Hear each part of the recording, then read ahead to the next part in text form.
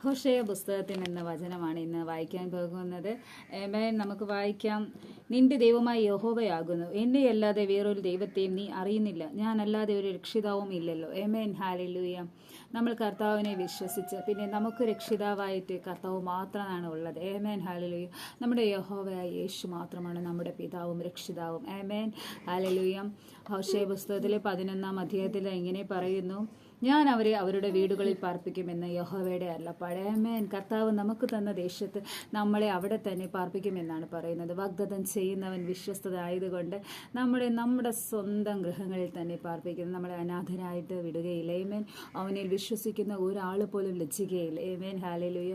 വീണ്ടും പറയുകയാണ് 12-ാം അധ്യായത്തിൽ, ഞാൻ പ്രവാചകന്മാരോട് സംസാരിച്ച് ദർശനങ്ങളെ വർദ്ധിപ്പിക്കും. ആമേൻ. ഹല്ലേലൂയ. കർത്താവിൽ വിശ്വസിക്കുന്ന ഓരോ ആൾക്കാരും ദർശനങ്ങളും വെളിപാടുകളും കാണും. അത് വർദ്ധിച്ചു പെരുകുമെന്ന് നമ്മുടെ കർത്താവ്